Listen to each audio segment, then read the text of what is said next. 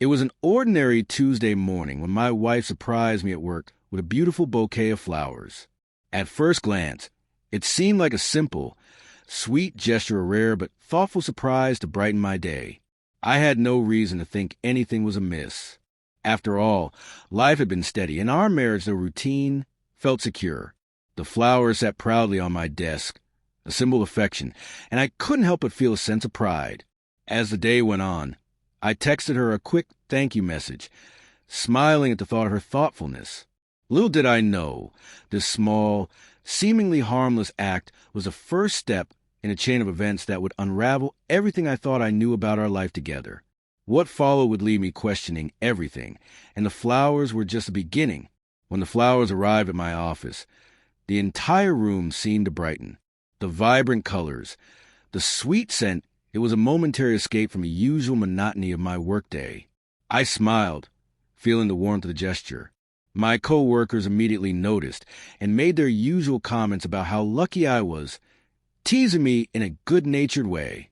I played it off, but inside, I felt a twinge of pride and affection for my wife. It was one of those rare moments when everything felt just right. As I sat at my desk, admiring the flowers, I sent her a quick text to say thank you. You didn't have to, but I love them. I typed, feeling a little silly but also appreciative. Her response came almost immediately. Just wanted to make you smile today. Hope you're having a great one. Her words felt genuine, yet I couldn't help but sense a slight tension in her message, a hint of something unspoken. But I brushed it off, thinking maybe she was just in a good mood. After all, who wouldn't be after sending their husband flowers? Little did I know, this small act was a veil for something much deeper. The real story hadn't even begun to unfold yet. Over the following days, I noticed something strange, though I couldn't quite put my finger on it at first. My wife, who had always been warm and attentive, seemed more distant. She was often preoccupied, spending longer hours on her phone, and avoiding eye contact during our conversations. When I'd come home from work, she'd be distracted, her attention pulled elsewhere, as if there was something on her mind that she wasn't ready to share. It was subtle, but the shift was unmistakable. At first, I thought maybe it was just the stress of her job catching up with her. She'd been handling a big project, and I figured she might just need space. But the more I thought about it, the more uneasy I became. Conversations that once flowed easily were now strained. She'd seem lost in thought when I spoke, often cutting me off or giving short, vague answers. Then there were the questions. At dinner, she started asking me strange things. Who did you meet for lunch today? What time exactly did you leave work? Did you talk to so-and-so? The questions were innocent enough, but they felt invasive, like she was scanning my every move. I laughed it off, thinking she was just being overly cautious or protective, but something in her tone gave me pause. It was as if she was trying to piece together something she already suspected, as if she knew something I didn't. The flowers, the subtle changes in her behavior, it all felt connected somehow. But at that point, I had no idea just how deep the rabbit hole would go. It wasn't until that fateful evening that the full weight of everything hit me. I had come home after a long day at work, expecting the usual quiet evening with my wife. But when I walked in, the atmosphere felt different. She was pacing in the living room, her face flushed with anxiety.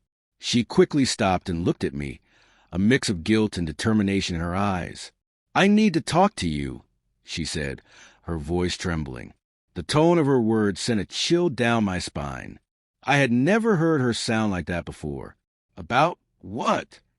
I asked, tried to keep my voice calm, but the dread in my chest was palpable. She hesitated for a moment, as if weighing how to begin. Then, in a rush of words, it all spilled out. "I'm so sorry, but I've been hiding something from you. It's been eating away at me, and I can't keep pretending anymore. There's been someone else." Her words hit me like a punch in the gut. I couldn't process them. My mind raced, my heart pounded. "What? Who? How long?" I stammered. She took a deep breath, clearly struggling to find the right words. It started months ago. I was feeling lonely, neglected, and I made a mistake. I've been seeing someone else, and I didn't know how to tell you. But now, Everything is falling apart, and I can't lie to you anymore. The room felt like it was closing in around me. The woman I loved, the person I had trusted with everything, had been hiding something so deep, so painful. I stood there, in shock, unable to comprehend what she had just confessed. "Why didn't you tell me?" I asked, my voice barely above a whisper. "Why the flowers? Why this act of love if you were already—" I couldn't finish the sentence. She lowered her gaze, guilt washing over her. I thought I could fix things. I thought sending you flowers might make up for the distance I felt. I wanted to pretend everything was okay, but it wasn't. The flowers, that simple, beautiful gesture, were nothing more than a mask, a brief attempt to cover cracks in a relationship that was falling apart. I realized in that moment, the flowers had been the beginning of my worst nightmare, a way for her to cover the guilt and pain she had been hiding. But the truth was now out, and nothing would ever be the same again. In the days following her confession, everything felt like a blur. The house, once filled with the comfort of familiarity, now felt like a cold, unfamiliar place. We barely spoke, each of us caught in our own whirlwind of emotions. My mind raced with questions. How could this happen? How long had I been blind to what was going on? The confusion was suffocating. The love I thought we shared seemed so fragile, like it had all been a facade. I couldn't stop thinking about the flowers. Those flowers. At the time, they seemed like a sweet, loving gesture, but now they felt tainted, a symbol of everything I had missed.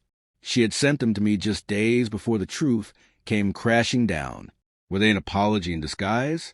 A way to cover up the cracks in our marriage? I couldn't reconcile the two versions of her, the wife who sent me flowers and the woman who betrayed my trust. The contrast haunted me.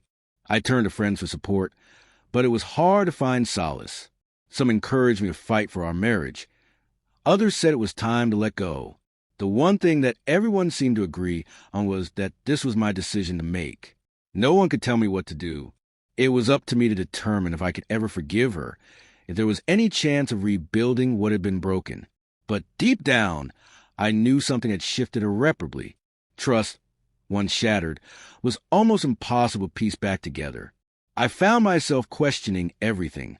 Was it my fault? Had I ignored signs? And as the days passed, the weight of the betrayal seemed to deepen. In quiet moments, I began reflecting on what I wanted out of life. Could I rebuild a future with someone who had deceived me so completely?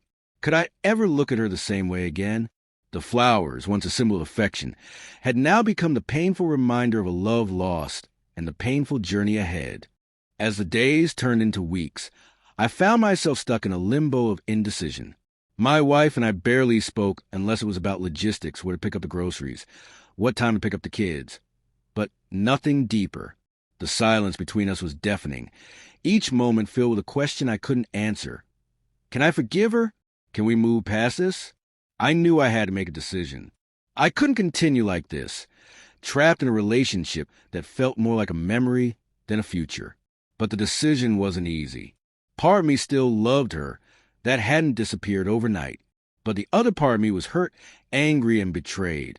Trust is fragile, and once broken, it's almost impossible to fully restore. I realized that no amount of flowers, no matter how beautiful, could erase the damage done. We had a long conversation one evening, sitting face to face for the first time in weeks. I asked her the hard questions. Why had she allowed it to go on for so long? What had she hoped to achieve by keeping it from me? She explained how she had felt disconnected, how she had fallen into a spiral of guilt and self-doubt. But her explanations didn't undo what had been done. We both acknowledged the rift that had formed between us, and the cracks in our marriage that couldn't be ignored. In the end, I realized that I couldn't ignore the truth anymore. We both needed to heal, but whether that healing was together or apart remained unclear. I decided to take a step back from the relationship to focus on myself and figure out what I truly needed moving forward. I began seeing a therapist to work through my feelings, and slowly, I started to rebuild my life outside the marriage. My wife, too, sought therapy. She wanted to change, but I couldn't make that decision for her. After months of reflection and painful conversation, we both came to the conclusion that we needed to separate not out of bitterness, but because we had each grown in different directions. The flowers, which once symbolized love, now represented a turning point, the moment I began to understand that some things are beyond repair. Sometimes, love isn't enough to save a relationship, and in the end, it was the hardest lesson I've ever had to learn.